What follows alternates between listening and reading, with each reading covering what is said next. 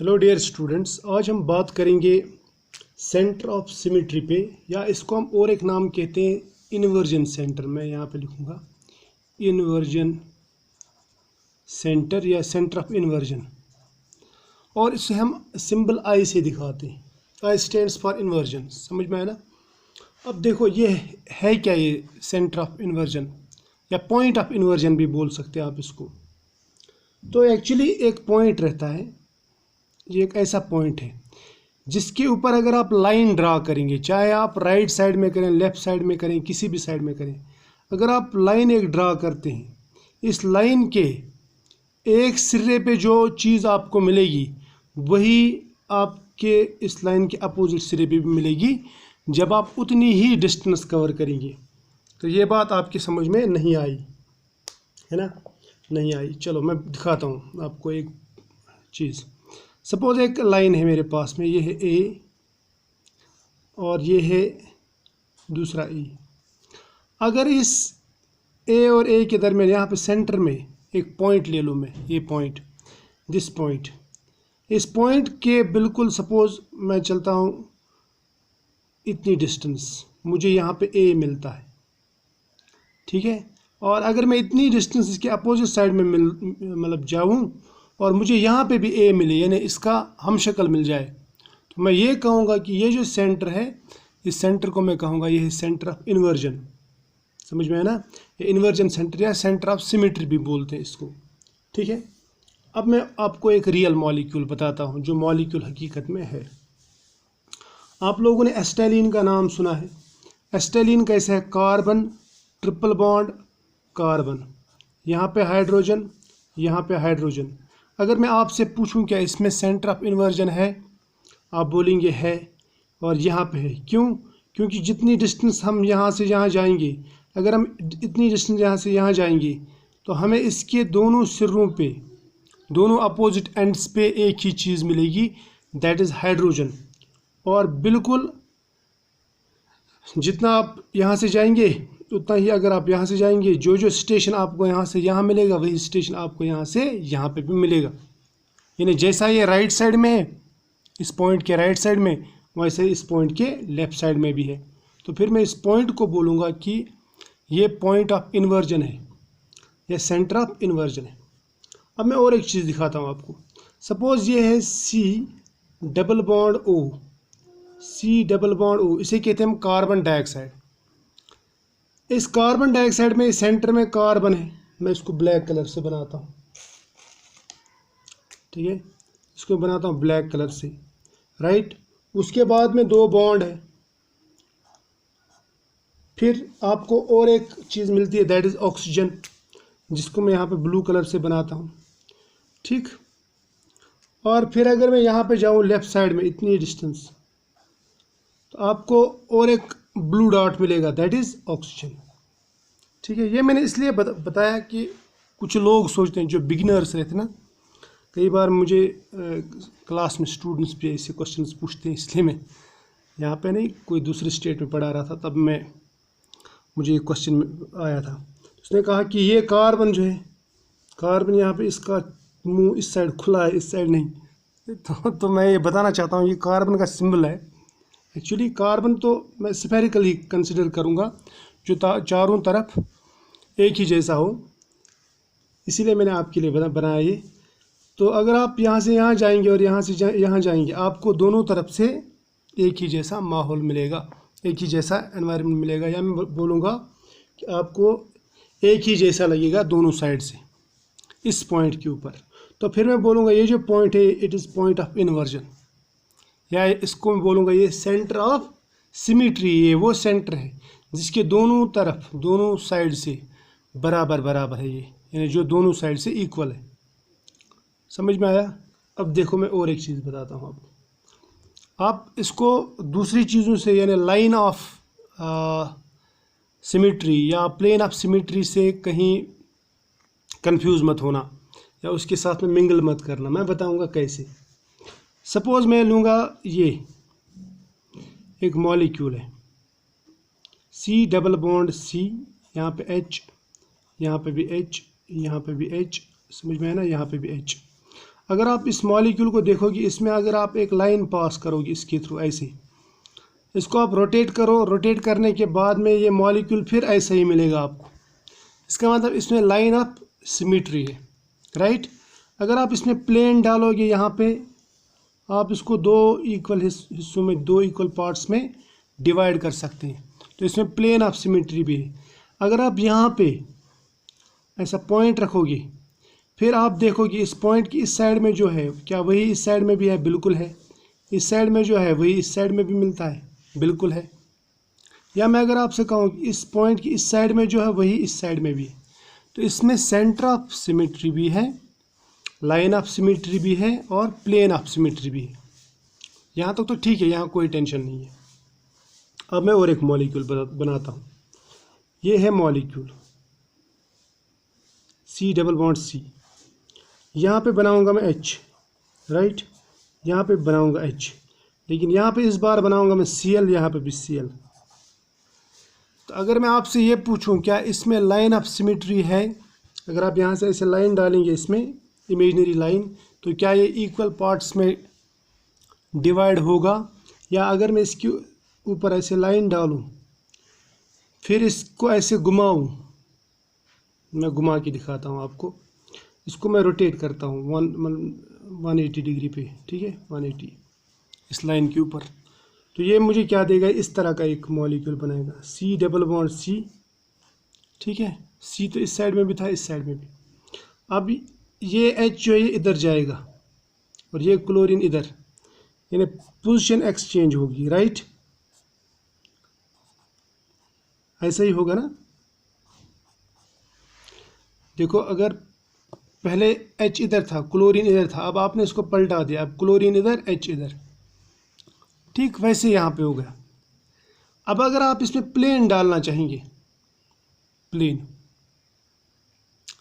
Plane of symmetry भी नहीं है इसमें। देखो, लाइन ऑफ सिमेट्री क्यों नहीं है? क्योंकि आपने जब इसको ऐसे घुमाया ना, तो ये और ये, इसकी ओरिएंटेशंस बिल्कुल डिफरेंट है, ठीक।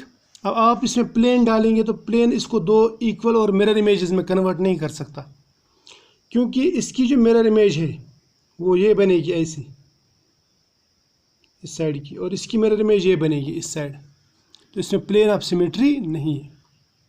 यानी ये आपको एक जैसे नहीं दिखेंगे, इनके चेहरे अलग है।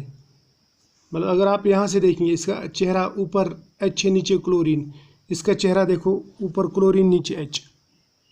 अब और एक चीज़ दिखाता हूँ मैं आपको। अगर मैं यही मॉलिक्यूल बनाऊँ C+C, फिर यहाँ पे हाइड्रोजन डाल दूँ, यहाँ पे हाइड्रोजन डाल दूँ, यहाँ पे क्लोरीन, यहाँ पे क्लोरीन, इसको गौर से देखना, यहाँ पे देखने की बात है। देखो, ये मान लो ये सेंटर, ये लिया मैंने सेंटर, ये इसका सेंटर है, सेंटर ऑफ ग्रेविटी जिसको आप बोलते हैं। अगर आप इस सेंटर की इस साइड में देखेंगे, आपको यहाँ पे हाइड्रोजन मिलेगा। इस सेंटर के बिल्कुल अपोजिट साइड में देखेंगे, यहाँ पे भी आपको हाइड्रोजन मिलेगा। इस सेंटर की इस साइड में देखेंगे तो आपको क्लोरीन मिलेगा, इधर देखेंगे तो आपको क्लोरीन मिलेगा, राइट। देखो, मैंने प्लेन इसमें एक्सिस डाला, इसको घुमाया, लेकिन चेहरे एक जैसे नहीं आए। प्लेन डाला तो ये इसमें प्लेन ऑफ सिमेट्री भी नहीं है। लेकिन जब मैं सेंटर ऑफ सिमेट्री देखता हूँ, तो इस पॉइंट की इस साइड में जो है वो इस साइड में भी है, इस पॉइंट की इस साइड में भी जो है वही इस साइड में। यानी अगर इस पॉइंट के इस साइड में जाएंगे, जितनी दूर हम इधर जाते हैं, अगर हम उतनी दूर वापस पीछे भी जाते हैं तो यहाँ पे भी हाइड्रोजन मिलेगा। वैसे अगर हम यहाँ से यहाँ जाएं और यहाँ से यहाँ जाएं तो दोनों साइड में हमको बराबर बराबर एनवायरनमेंट मिलता है। तो मैं बोलूँगा कि इस मॉलिक्यूल में सेंटर ऑफ सिमेट्री है, जबकि इसमें प्लेन और इसमें एक्सिस ऑफ सिमेट्री नहीं है। समझ में आया ना? शाबाश। अब मैं और एक चीज़ बताता हूँ आपको, और एक एग्जांपल बताता हूँ आपको। सपोज एक मॉलिक्यूल लेंगे हम, इस तरह का मॉलिक्यूल, मैं थोड़ा सा इसको बड़ा बनाता हूँ। ये है मॉलिक्यूला इंडिका, COH। मॉलिक्यूला इंडिका इसका नाम नहीं है, मैं ऐसे ही बोलता हूँ। बॉटनी वाले बोलते हैं ना हर चीज़ को इंडिका, इसलिए मैं यहाँ पे इसको ऐसे इंडिका बोल दिया, ठीक। तो यहाँ पे भी ऐसे ये H और यहाँ पे मैं लिखूँगा CH3, ठीक। फिर इसको, ये आपके बुक्स पे भी है ये मॉलिक्यूल्स ऐसे COH यहाँ पे, राइट। फिर यहाँ पे आप गेस करो मैं क्या बनाने जा रहा हूँ, यस CH3H, ठीक है। इस मॉलिक्यूल को अगर आप देखेंगे ना, इसमें ना एक्सिस ऑफ सिमेट्री है ना प्लेन ऑफ सिमेट्री, अगर इस तरह से आप देखोगे इसको। लेकिन अगर मैं यहाँ पे सेंटर में यहाँ पे एक डॉट डालता हूँ, ये डॉट थोड़ा अलग अलग कलर का रखेंगे, ठीक है। और यहाँ पे हम अलग इंक भी यूज़ करेंगे ताकि हम पहचान सकें।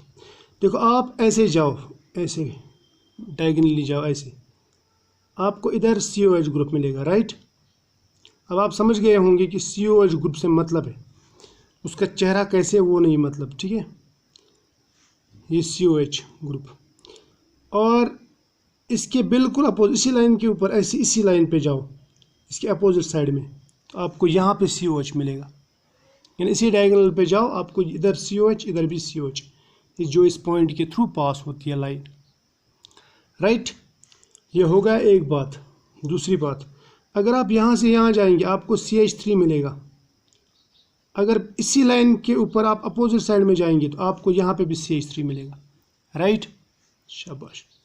अगर आप इसी लाइन पे जाएंगे, मतलब ऐसे जाएंगे लाइन पे और आप ऐसे जाएंगे इधर, आपको इस लाइन पे हाइड्रोजन मिलेगा।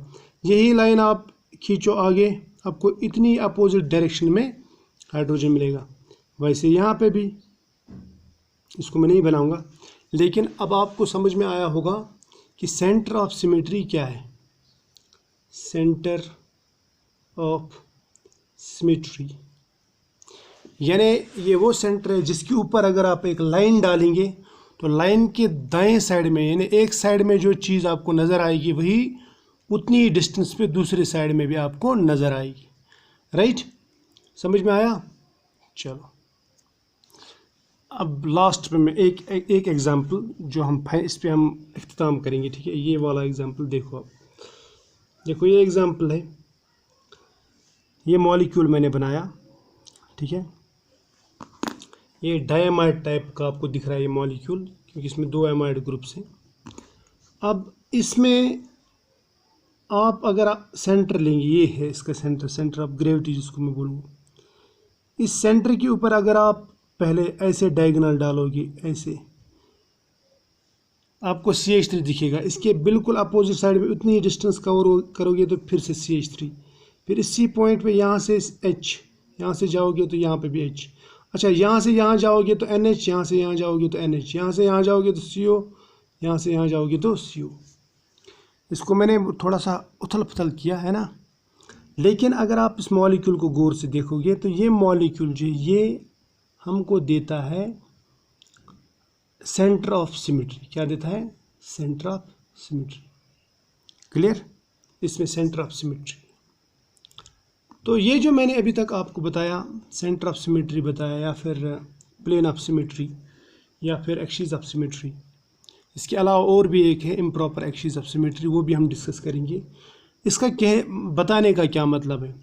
देखो, इन सिमेट्री एलिमेंट्स से हमें पता चलेगा कि एक मॉलिक्यूल के कायरल होने के लिए मिनिमम क्वालिफिकेशन क्या है। मिनिमम क्वालिफिकेशन यानी कौन सा कंपाउंड ऑप्टिकली एक्टिव हो सकता है, उसके लिए मिनिमम क्वालिफिकेशन क्या है।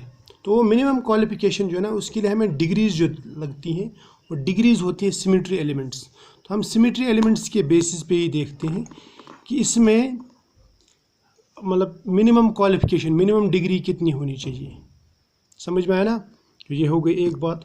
दूसरी बात है, सिमेट्री एलिमेंट्स जो मैं आपको बता रहा हूँ ये हमें NMR वगैरह में बहुत ही काम आते हैं।